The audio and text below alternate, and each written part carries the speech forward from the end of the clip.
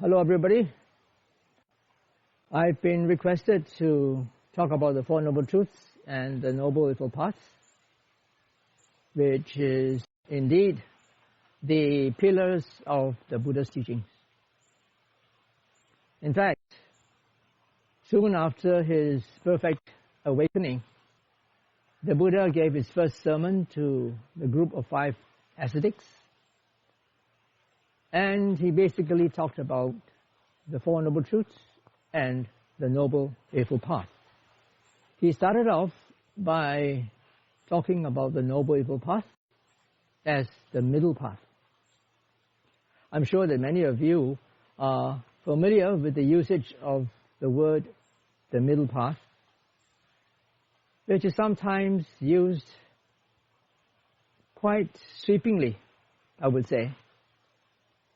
It's become a cliché. But when we want to understand the middle path, the middle way that the Buddha was referring to, we must understand it in accordance with the context. Well, the context is this. Before the Buddha's renunciation, he was enjoying a life of luxury. He himself said that his wealthy father pampered him by giving him 3 mansions for the 3 different seasons, which were all staffed by women, and he was indeed enjoying the pleasures of the senses.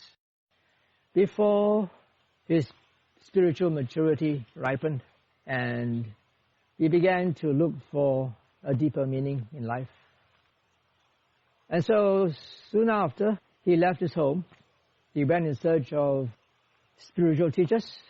At that time there was Alara Kalama and Uddaka Ramaputta. To cut a long story short, he became their students. Alara Kalama attained to the 3rd stage of the formless attainments, because that was as far as Alara Kalama could attain himself. And after that, he was not satisfied with that attainment, and he thought that there must be something higher, and this was not what he was seeking for. So he went looking for another teacher, and soon he came across Uddaka Ramaputta. Seems that Uddaka was either the son or a chief disciple of the ascetic called Rama. Rama had already passed away, and this Uddaka was actually taking over his teacher's post. So they called him Uddaka Rama's son. So Rama taught until the 4th formless attainment, but he himself had not attained it. He just knew how to get there through his teacher's instructions. So he gave his instructions to Gautama at that time, and Siddhattha Gautama, being a very gifted meditator, very soon attained to the stage that Uddaka Ramaputta's teacher had himself attained. But Uddaka had not attained it. So he was also a very spiritually matured person, very humble, and he offered to let Gautama, who had now attained the same attainment that his teacher had, to take over all his students. Nowadays, if something like that was to happen, the teacher would feel envious and would try to do all sorts of things to disrepute his student who had become better than him, or do other things to get rid of him. But he was a very matured person, and he genuinely pleaded that Gautama should take over his position as teacher of all his students.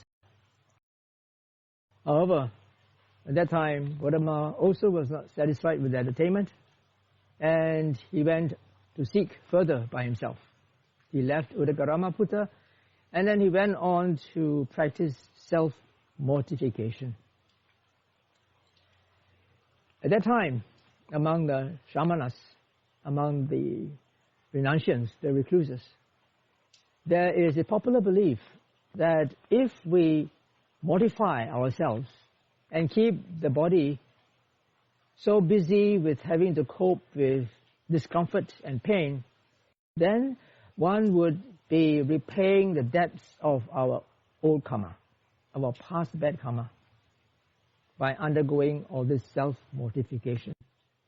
At the same time, because we are so busy with coping with this hardship, discomfort and pain, we would not have the time to indulge in sensual pleasures and therefore create new karma. So that was a belief at that time.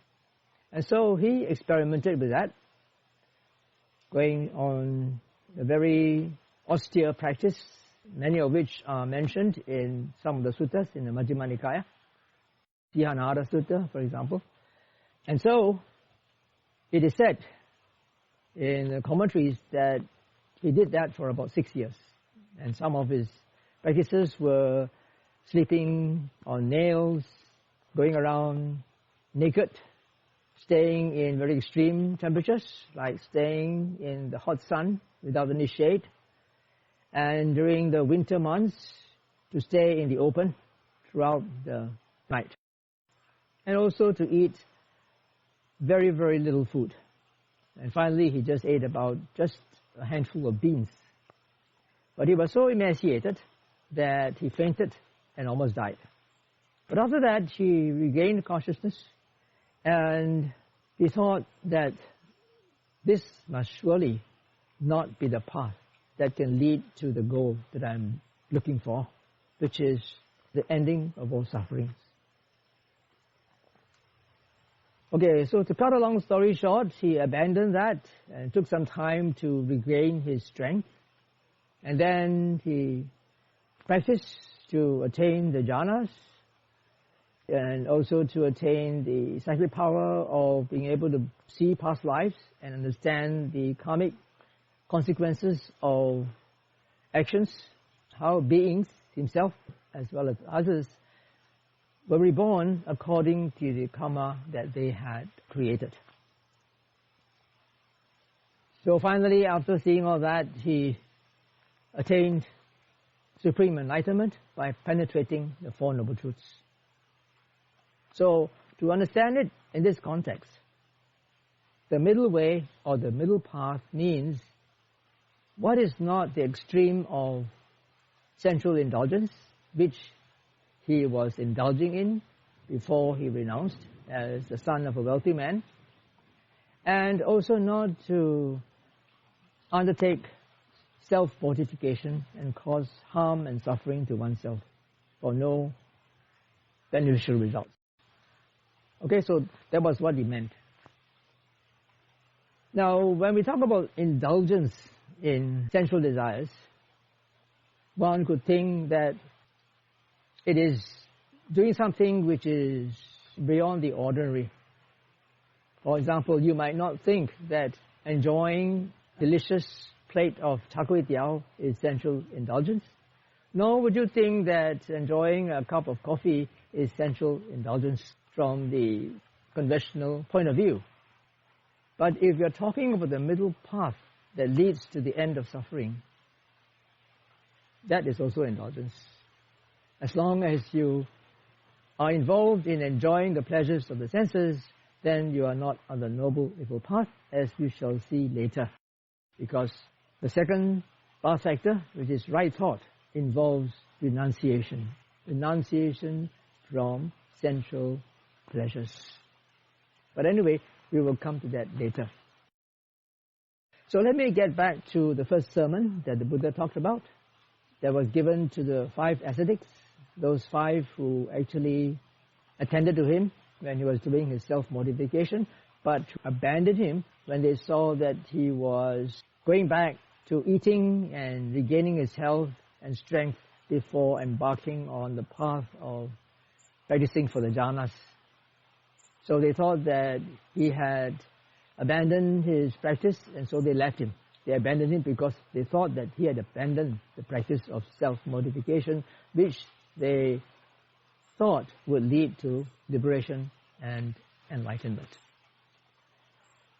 But then after the Buddha got enlightened, he thought about them, and he thought that they were the people who were most suited to receive his teachings and benefit from them at that time.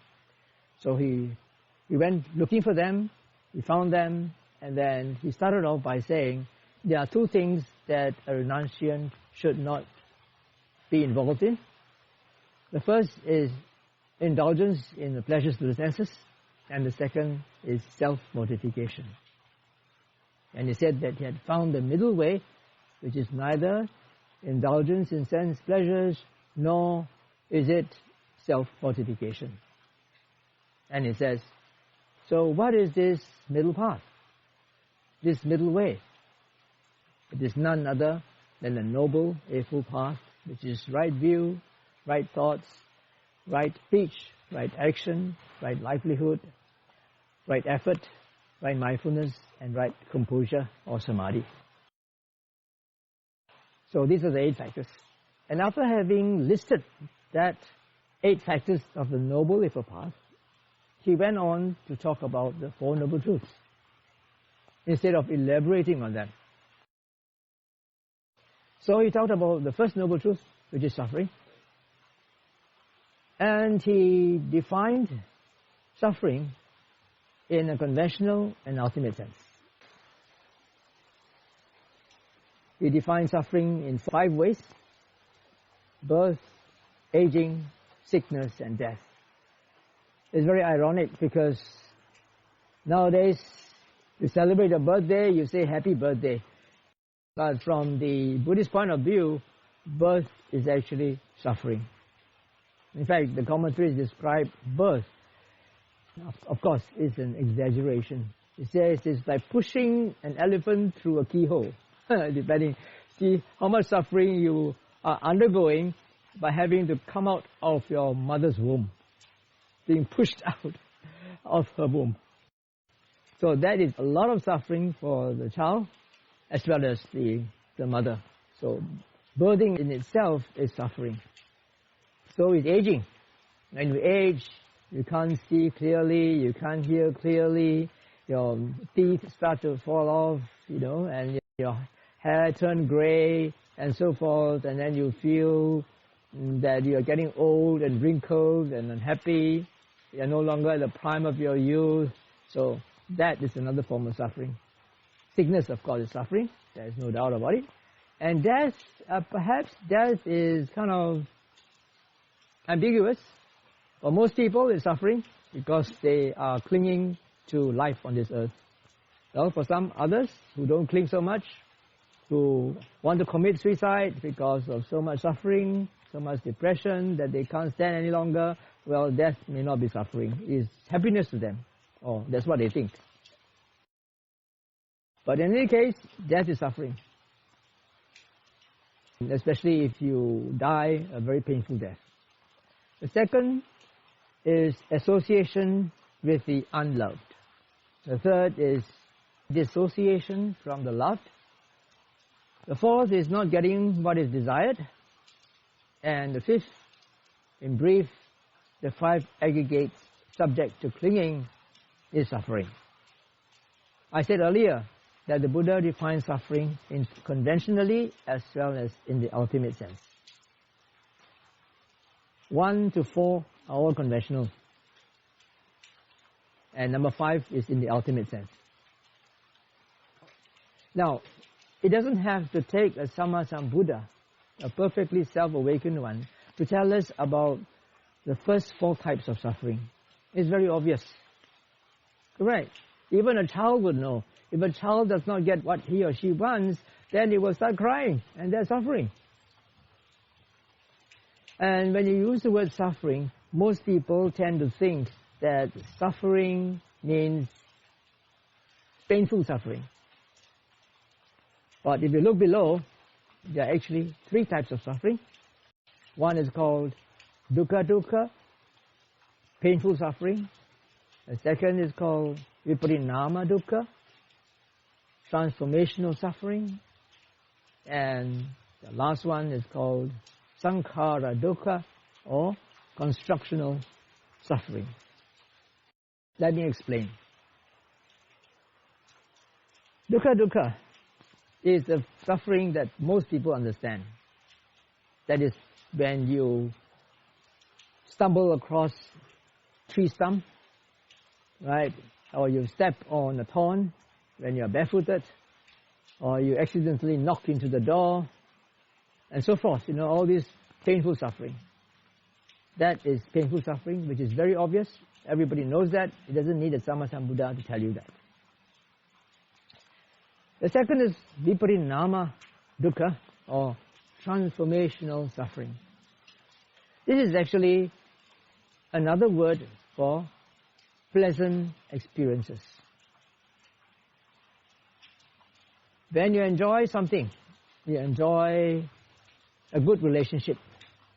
Maybe when you start to fall in love with somebody, it's such a great relationship to have that somebody who makes you so happy whenever you are with him or her. And then because of that, there is the clinging to that relationship. It's something pleasant and you like it. It gives you, a lot of adrenaline and serotonin and all that sort of stuff. So it gives you a high. You feel you like it. So that is actually transformational suffering, because eventually when the relationship breaks up, then there's a lot of suffering, especially when you think of all the good old times that you had together. Your relationship was so perfect, you were so happy, and now it's no longer there. And that hankering after that past pleasant experiences is painful suffering. So that pleasant experience at that time is actually potential dukkha. It will become transformational dukkha eventually, if there is craving involved when you are enjoying pleasant experiences. Then the next one is called Saṅkhāradukkha. I call constructional suffering, suffering that is related to constructions. Constructions is a translation of the word Saṅkhāra. Sometimes it is translated as fabrications by Ajahn Thanissaro. It is translated as mental formations. Sometimes it's translated as conditioned phenomena. In short, what it actually means is anything that is constructed out of causes and conditions. That is a construction. Alright? So this is the ultimate suffering. Even though you are having pleasant experiences at a particular time, and that pleasant experience, although it has the potential of suffering embedded in it, if there is attachment or craving to that experience, even though that suffering has not occurred yet, because that pleasant experience is still happening, even at that time, it is constructional suffering, because nothing lasts forever. Everything arises and passes away from moment to moment, although we don't really see it, we don't really experience it that way. It is an illusion that we live with all the time. Many, many years ago, I think back in 1984 or 85, I accompanied Sayadaw Pandita, Sayadaw Pandita to the US, to Barre, Massachusetts, to the Insight Meditation Society. And there was Sayadaw Pandita's maiden retreat in the West. And he taught all the big timers, Ram Dass, Joseph Goldstein, Jack Cornfield, Sharon Salzberg, all those big timers were there. He was a teacher's retreat and he was teaching them. And I was there as a translator. A professor from Harvard conducted an experiment on those yogis who had gone through that 3-month intensive retreat. The experiment started before the retreat started, because they had to know what was their mental state, their mental agility and capability before and after the retreat. So they used an instrument called a T-scope. A T-scope is a screen, it's like a monitor, and that device is able to produce sparks that will appear on the screen. And the frequency of these sparks, one spark from another, can be manipulated, can be adjusted by the operator. So what they will do is they will ask each of their respondents, of their subjects, to look at the screen, and then they will calibrate their ability to differentiate one spark from another. So they will slowly increase the frequency from one spark to another, and then when the gap of the sparks becomes smaller and smaller until the subject is unable to distinguish two sparks and can only see one, that is the threshold level of the particular yogi, and that will differ from yogi to yogi. All right, so they have subjected all of them to the test. That was before the retreat, and they have their threshold level for each of them. Then after the end of the retreat, all these yogis will have to go for another test. And it was just amazing because their threshold level increased by 500%. Some of them. What does it mean? It means that initially, before they started their retreat, they could only see two sparks as one spark because they could not see the interval in between them. But at the end of the 3-month intensive retreat, some of them could see one spark, and then there's a gap in between before the other spark arises. So you can see how fantastic it is. It is because the mind has been trained to be mindful and attentive to phenomena in a microscopic way, that it can see that everything is arising and passing away from moment to moment, which prior to that training we think is not so. What we thought was one spark was actually two sparks with a space in between. Another common phenomena is the fluorescent lamp. The fluorescent lamp is actually on AC current, and it is fluctuating from no light to light at the speed of about 60 times per second. But we think that the fluorescent lamp is on all the time. We don't really see the flickering. Yeah? So that is also another illusion. Ultimately, the 5 aggregates of form, feeling, perception, volitional activities, and consciousness are arising from moment to moment in a discrete way. They are not one continuous mind. You have many, many minds that are arising and passing from moment to moment. In English, when we use the word mind, each one of us has only got one mind, correct? But in Pali, the word chitta can be plural or singular, because the mind changes all the time, from moment to moment, according to causes and conditions. So that is the ultimate suffering, because there's no way that you can control this arising and passing away from moment to moment of the 5 aggregates. All the Buddhas, all the Arahants are in the same boat as all other sentient beings in respect to this Saṅkhāradukkha, this constructional suffering. As long as you have the 5 aggregates, you are subject to this. As long as you are conscious, the mind will be bombarded by all sorts of stimuli through the 5 senses. Although the Arahants and the Buddhas are able to control their thinking, they can think what they want and they can stop what they don't want to think. Well, they have control over their minds, but the mind still keeps on responding to whatever stimuli that is coming to the senses, non-stop. For ordinary people, when you're sleeping, you think the mind is having a rest. It's not having a rest. It's still having dreams and all sorts of things going on which you are not conscious of. Okay, so now let's try to see how we can categorize these 5 types of suffering that the Buddha listed or defined in his first sermon, in terms of these 3 that we talked about: painful suffering, transformational suffering, constructional suffering.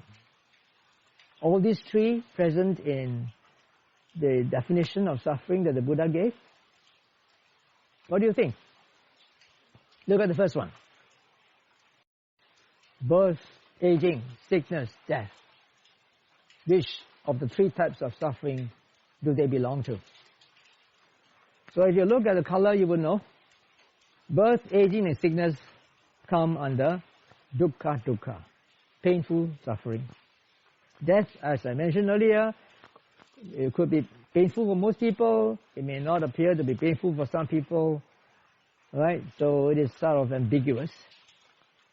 And then association with the unloved, of course, that is suffering. That is the Dukkhadukkha, painful suffering.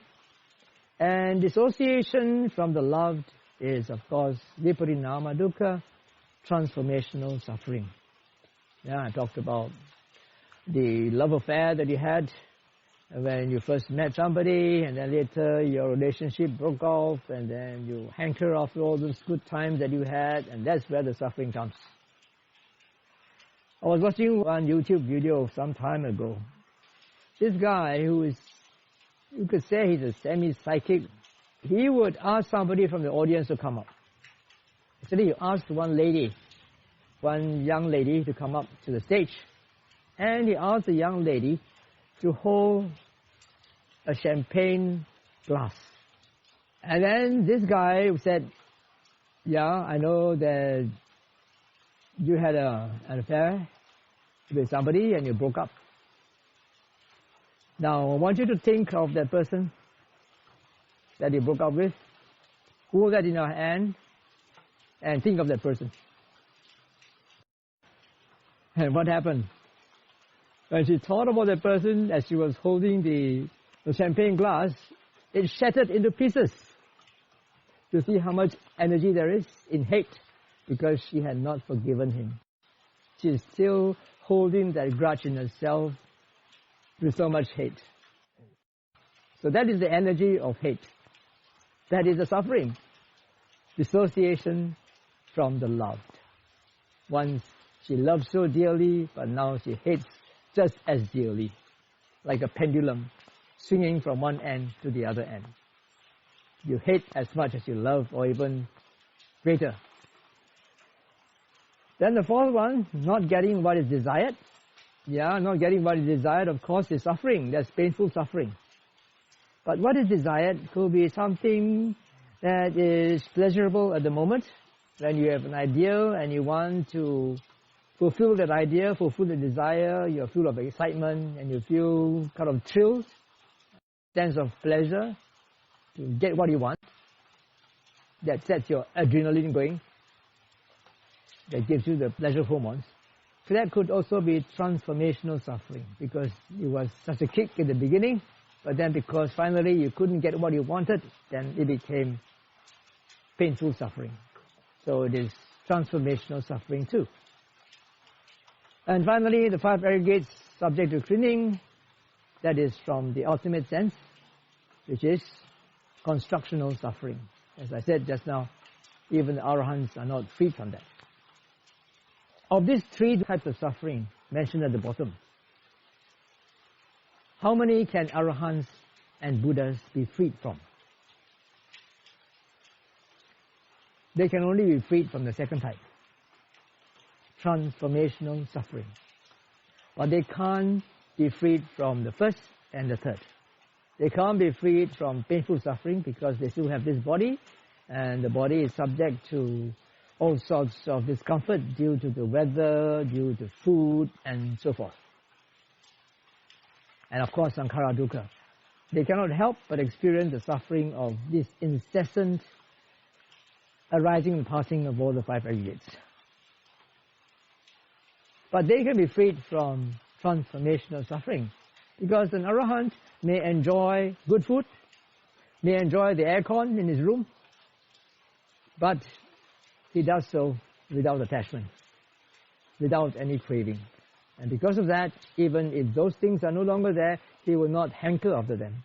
So there is no more transformational suffering for the arahant. So this is suffering, and the Four Noble Truths stay that there is suffering, there is a cause of suffering, and there can be a cessation of suffering, and there is a way that leads to the cessation of suffering. So suffering is defined as I explained just now. So what is the cause of suffering? The cause of suffering is craving. The craving that leads to further rebirth. The craving that delights in things here and there. Even if a person is in very dire circumstances, that person still craves for existence, craves for living. Unless, of course, that person is so depressed or has suicidal tendencies due to other causes. Otherwise, a person would try to survive under all circumstances, even how difficult the conditions may be. So that is the craving of wanting to remain alive. And some people can very easily say, it's so easy, I can just enjoy without desire, enjoy without attachment. I don't want to live again, I don't want to come back to this life. You think it's so simple? When you get to your deathbed at that time, you will see how you will cling. The dying man clings to a straw. You will cling to the straw even when you are about to die. You can see all those people who are in coma, hanging on for months and years and still not willing to go. Some of them is because of clinging. It seems from nurses and caregivers, they say that when the person whom they are attached to is willing to give up, is willing to let go, and gives permission to that person to move on, then that person can move on quite quickly. Because that attachment is two ways. It could be attachment from the living side, or it could be attachment from the comatose patient, whichever. Because they have created a bond between themselves. And so any craving or attachment from any side will still bind the other to the life that he or she is in. Whether it's a comatose or in the in-between stage. For example, people who die suddenly in an accident or having a terminal disease, you get COVID today and you die 2 days later. These are the people who tend to hang around in the in-between state because their karma has not really dissipated yet. That their karmic energy is still there. And so if the other party is still having a lot of attachment, then that will keep that person in that limbo for as long as the attachment is there between the two of them. So the sooner the attachment is cut, the better. The third noble truth is the ending of suffering.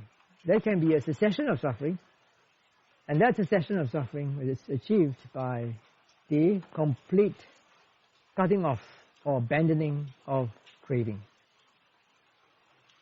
I think that some of you meditators who have been meditating for some time may perhaps know that you have certain attachments and desires to certain things or expectations. And you have been watching your mind for a long time. You know that a lot of suffering that you are causing yourselves or causing others is due to your attachment to certain ideas, certain expectations, certain beliefs, because you're holding on to these. And that's why you react when people don't live up to your expectations, your beliefs, to whatever. And that causes a lot of suffering for yourself and for others. And yet you do it again and again and again. And you still suffer. Although you know it intellectually, you know that it's because of this craving, of this attachment to these beliefs, expectations, and so forth, that you are suffering. And you know that there's a cause of suffering, and yet you cannot give it up. It is still there. Why is that so? Because there's only intellectual understanding. That's not insight. That's not true wisdom. Well, some people need to do it the hard way. If you have managed to practice well enough so that your practice of mindfulness becomes second nature to you in your daily life, and not only when you are on a silent, intensive retreat. That is second or even first nature to you. You are able to see whatever goes on in your mind and even not executing all those thoughts and intentions that are going on in your mind, verbally or physically. You are able to arrest them in time. So if you are someone like this who has succeeded in internalizing mindfulness to his daily life, then you will see again and again. And once when you see enough, when there is enough wisdom, not intellectually but experientially, seeing how the suffering that is caused due to this attachment, then one fine day it will dawn upon you. Why so stupid? I just let go of this and it's done. And suddenly you just really truly let go because you have seen enough, you have suffered enough. At that point of time, that suffering ceases completely. I'll give you an example. One of my yogis, I was conducting a Hokkien retreat in SBS some years ago. Most of my students were oldies, And there was one middle-aged lady who was there, one of the younger yogis. And one day she was in the meditation hall. She saw this elderly lady walking into the hall. And the moment she saw her, there was the feeling of dislike that arose in her. And she wondered, why do I have this feeling of dislike for this woman? I don't know her. I've never seen her. This is the first time I've seen her. And why should I have any dislike for her? And she asked the question, why? But I have taught them to not pursue your questions intellectually. You just ask the question and then drop it and then go on to practice open mindfulness. And so that's what she did. She just asked the question, dropped it, and then continued her practice.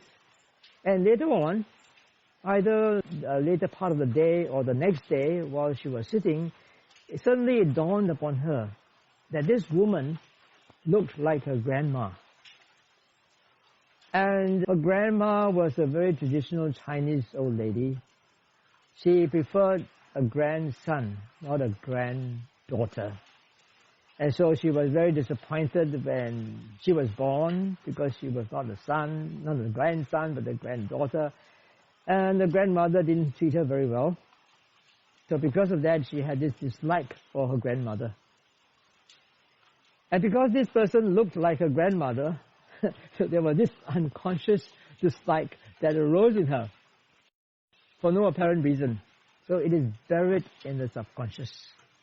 But the moment that she realized this, then the next time when she saw that woman again, there was no dislike whatsoever. So that suffering of dislike disappeared because she saw the cause of the dislike was clinging on to the idea that someone who looks like her grandmother would treat her in the same way like what she did. Okay, so that is the cause of suffering.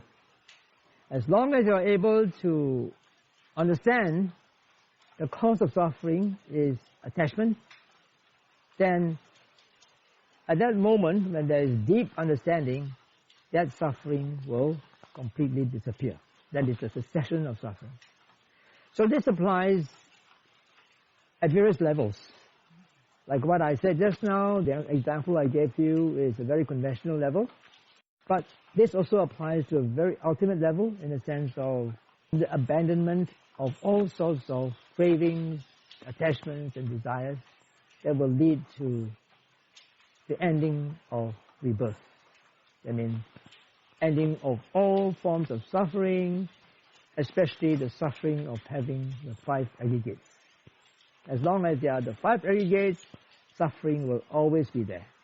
And therefore, nibbāna is the cessation of the 5 aggregates because there's no more 5 aggregates to suffer. Alright, so there can be a cessation of suffering if you can abandon that craving causing that suffering. Then the fourth noble truth is the way that leads to the cessation of suffering. Yeah, it's easier said than done. How can one abandon attachment, abandon desire? Then one has to follow the Noble Evil Path.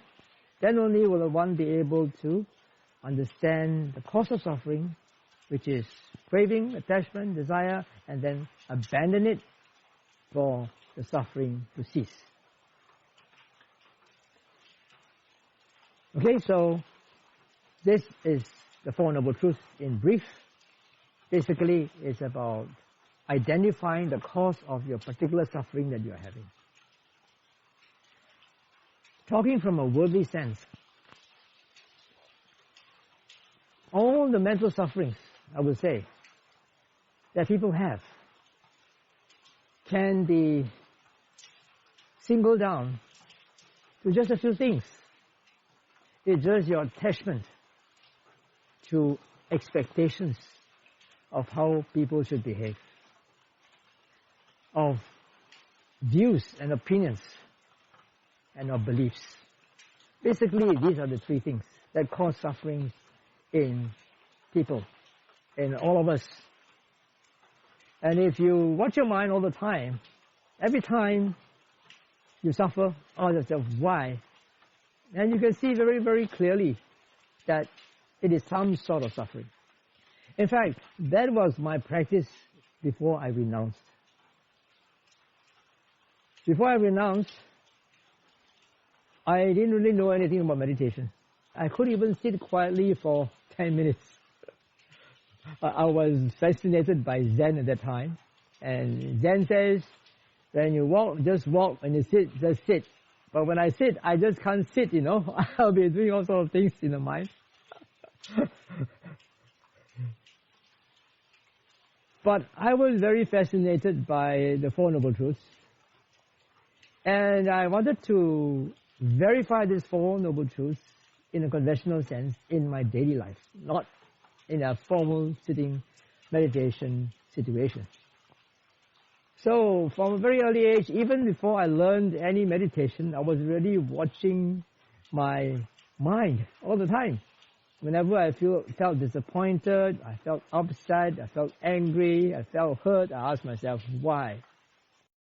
And invariably, the answer is attachment. Attachment to expectations of how people should behave towards you, expectations of how things should be, right? Attachment to your belief system, to your opinions and views. That's all. Very simple. And so the more I saw of that, you know, the more I got disillusioned with the world. And finally, I renounced the world. Okay, so I hope that this will be encouragement for all of you, even though you may not have the time or the circumstances that are conducive to do long-term intensive retreat. You can still go a long way if you keep on watching your mind all the time and try to understand these first and second noble truths in your daily life as often as you can.